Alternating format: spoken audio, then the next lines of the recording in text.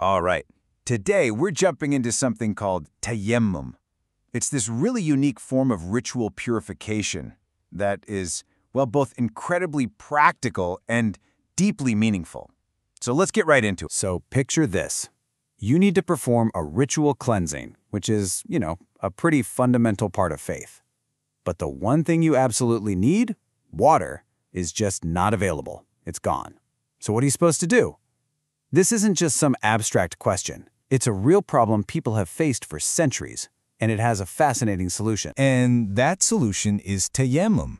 It's a totally sanctioned ritual that, instead of water, uses clean earth or dust as a way to purify yourself. Think of it as a direct stand-in for the usual water ablution, which is called wudu, or even the full-body purification ghusl, but only under very specific conditions. Okay, so how do you actually do it? What does it look like in practice? The whole thing is surprisingly simple, and it boils down to 4 key actions. Let's walk through them right now. What's really striking is how simple and deliberate the process is. First up, it all starts in your heart, with your intention. You have to be clear about what you're doing. Is this a substitute for the smaller ablution, wudu, or the full-body one, ghusl? Then you just lightly touch your palms to clean earth. You're not trying to get caked in dirt, so you shake off any extra dust. Then you wipe your entire face. After that, you touch the earth a second time and wipe your right arm and then your left arm, all the way up to the elbows.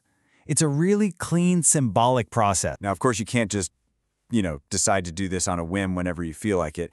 It's really a concession, something allowed for times of real need.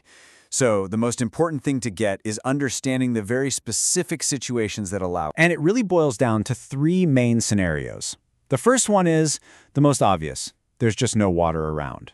Can't find it. The second is a little different. It's when water is there, but using it would actually hurt you.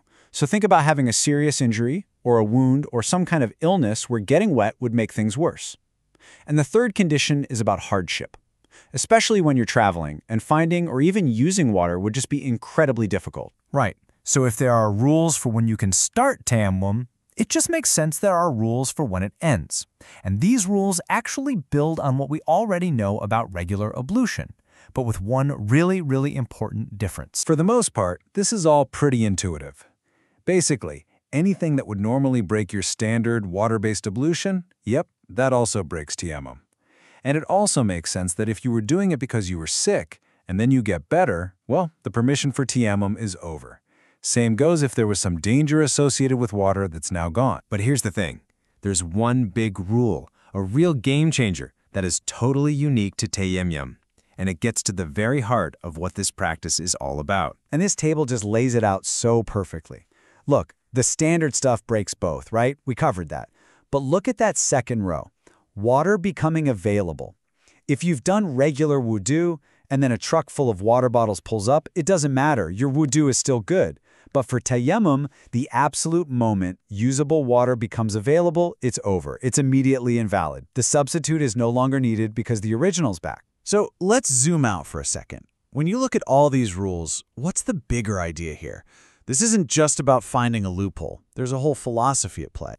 When you really get down to it, tayammum is this incredible example of faith being flexible, of adapting to what humans actually go through. It's a sign that the rules aren't meant to be impossible burdens. It's a form of mercy, really, making sure that someone can keep up their spiritual practice even in tough situations, like being in a desert or being sick or on a difficult journey.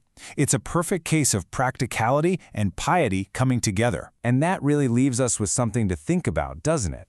By offering a sanctioned, respectable alternative when the ideal just isn't possible, what does a practice like tayammum tell us about that relationship between sacred law and the messy reality of our lives?